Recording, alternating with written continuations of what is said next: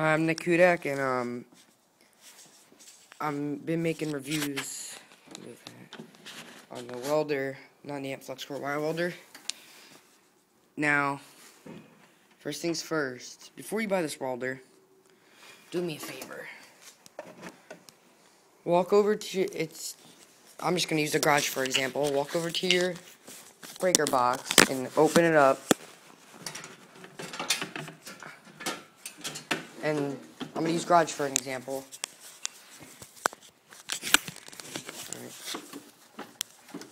It says garage, garage door, garage, number 30 at the bottom. So let's go to number 30, sees number 30 at the bottom. Now on that, it says 15, and all the rest say 20.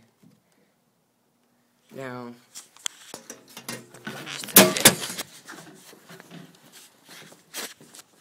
I have this thing hooked up to a 20 amp outlet, or 15 amp, and it blows the breaker within, I don't know, I have to say, a couple minutes into welding. Now it's starting to get slower and slower.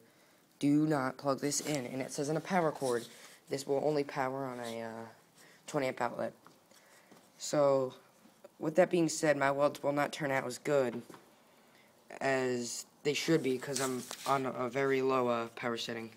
This is one of my first welds, the one that's circled. It says stock wire. That's not a good weld at all compared to what welds I do. This is the second weld. It's getting better. It's on max, and it's on 8 wire speed, and it's what the wire it came with. Not a lot of splitter. Now we're gonna go to, I put on a new ground clamp from Harbor Freight Tools, way bigger one compared to that small little one. And now we're gonna see what the welds I've been getting. So let's flip this and show you the new and improved ground clamp that I have. Alright, I have to kind of prop this up, so here we go. Alright.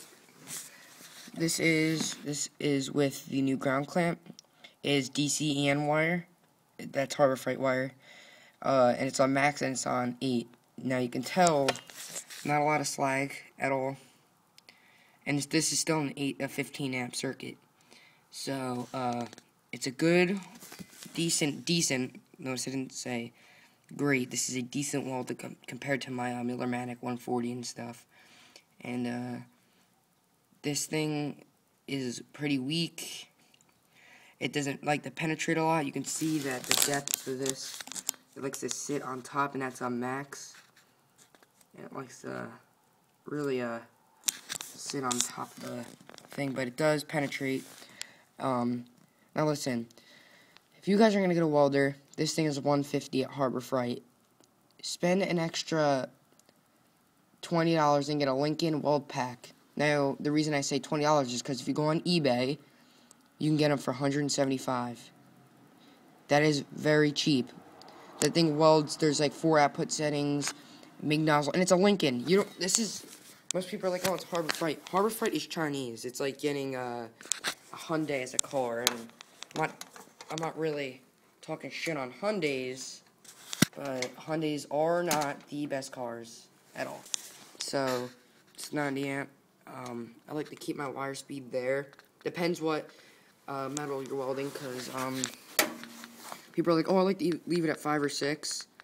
I would leave it at 5 or 6 if I'm doing like smaller gauges, like 16 gauge. I would not keep it on the same number. If you do, there's something wrong. I like to put it at 3 for light gauge steel, like this flimsy Harbor Freight thing, because I had to weld a torch holder on up here with this bolt. I'll show you how I made it. Alright. I have welded a bolt there, and you can see they're shitty welds because this thing does not go with sheet metal, and a weld there. So these are 2 bolts. So I like to stick my torch in, right? Place this end. Let me move the ground clamp. Place this end down, lift it up, and it's a torch holder. So I kept that on like 3. And And then when I get to medium metals, like single, it's 22 gauge. So like when I get to 16 gauge or lighter metals, I like to put on 4 or 5, and it depends how your welder welds. I mean, sometimes it'll weld if it starts. It's like poppy, like tick, tick, tick, tick, tick, turn up the wire speed.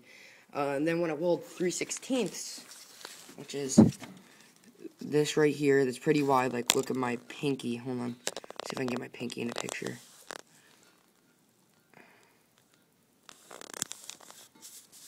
See if I can do this. I can see my finger. That is my pointer finger. It's a little dirty. I just got done chipping some slag. You can see my finger. Let me just get a ruler, actually, or measuring tape. Here, so I'm just gonna do this. Not even an inch. 3/16 of an inch. Or just for another unit of measure, I'm going to do a Sharpie marker, which this will help out a lot. Alright, so I will put this on 8. My speed of 8.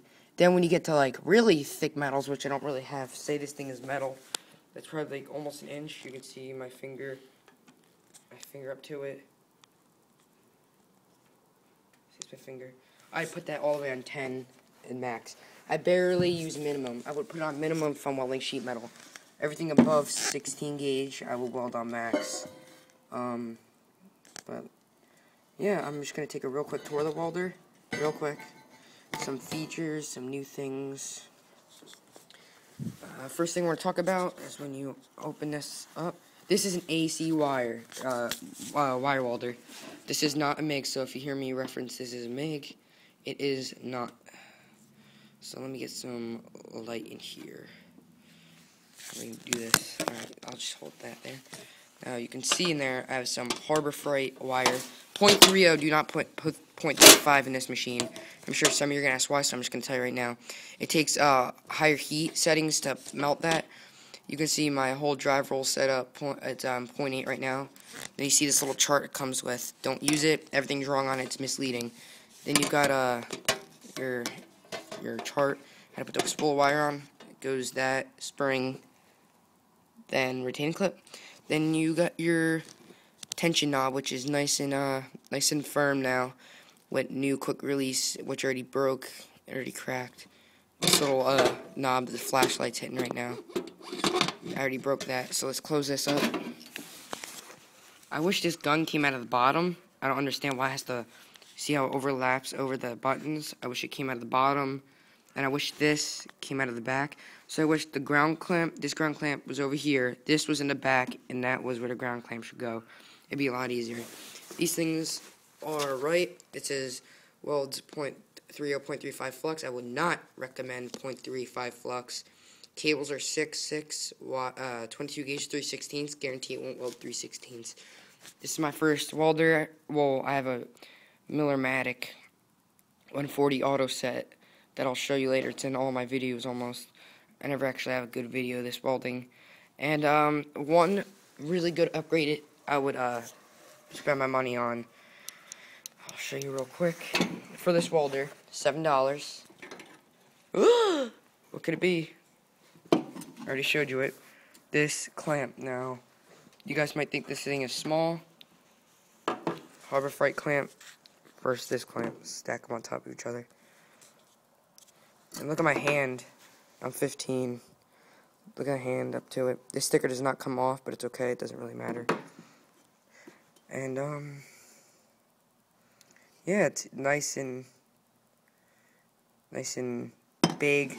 Some people say it's hard to open. That's with one hand. That's all I can open, one hand. But with two hands, let me just show you how much I can open it. It's maximum. And I keep making 9-minute videos. Just clamp it up here on the thing. Then you have everything else on my tools, and let me just. But yeah, everything's been going good. I'm not gonna be welding till I move because I cannot weld in this outlet. The outlet is 15 amps. This welder says and states clearly, and it's put on the plug, so right when you plug it in, connect to 20 amp outlet. Collect to 20 amp outlet only. A 15 amp outlet cannot properly power this welder. Now, if you're like, oh shit, I can't get this welder. I don't know what amps are, where they are. I don't know how much amps my outlet is. All right, so here's my outlet. It's in the garage. So let's walk over to this panel.